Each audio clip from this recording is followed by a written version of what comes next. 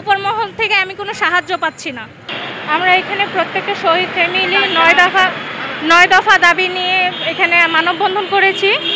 আমরা চাই যেন সরকার আমাদের এই দাবিগুলো মেনে নেয়। আমাদের প্রথম দাবি ছিল বিচার। আমরা প্রত্যেকটা শহীদদের বিচার চাই। কেন তাদেরকে এভাবে নির্বিচারে হলো? তাদের হাতে তো অস্ত্র ছিল না, কেন তাদের বুকে মাথায় গুলি?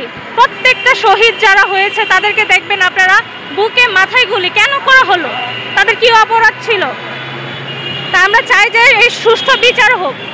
আমি আমার হাজব্যান্ড গত 19 তারিখ তো আমি সেই প্রেক্ষিতে একটা মামলা করেছি। ওইখানে ময়নাতদন্তের জন্য, যেহেতু 19 তারিখ রামপুরা থানা ঘেরাও ছিল, সেহেতু হসপিটালে ওসি যতক্ষণ না যাবে, হসপিটাল থেকে বলা হয়েছে ওসি যতক্ষণ না যাবে ততক্ষণ পোস্টমর্টেম করতে নেওয়া যাবে না। সেক্ষেত্রে রামপুরা থানা যেহেতু ঘেরাও ছিল, তখন ওসি যেতে পারেনি। তো দুপুরবেলা ও গুলিবিদ্ধ হয়, তখন শুধু একটা ডেথ সার্টিফিকেট নিয়ে মুগ্ধা হসপিটাল থেকে চলে যাই আমরা, যে পরে পোস্টমর্টেম করা হবে। যখন আমরা মামলা করলাম, আমি জানি যে যদি আমরা সুষ্ঠু বিচার চাই সেক্ষেত্রে একটা মার্ডার কেসে অবমার্জন করতে হবে, না হয় আমি বিচার কার বিরুদ্ধে চাইবো? সে কিভাবে মারা গেল এটা প্রমাণিত হয় না।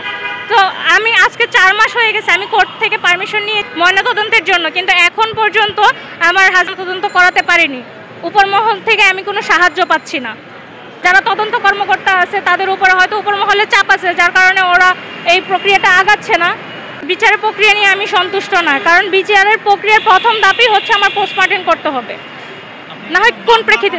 জি, অর্ডার থানায় গেছে, কিন্তু থানায় যাওয়ার পর আজকে প্রায় 4 মাস হয়ে গেছে, উত্তোলন করা হয়নি এখনো। কি কারণে হচ্ছে সেটা তো সঠিক উত্তর আমি দিতে পারতেছি না, ওনারা তো আমাকে জানাচ্ছে না সঠিক। এখন ওরকমভাবে আমি লিখিত কোনো কিছু দেইনি, কারণ হচ্ছে মামলাটা থানা থেকে পিবিআই এর আন্ডারে গিয়েছে, যার কারণে এখন আবার যখন আমার নতুন তদন্ত কর্মকর্তা এই কেসটাকে সাজাইতেও তো ওনার একটু সময় লাগবে, যার কারণে আমি এখন ওনাকে একটু সময় দিচ্ছি।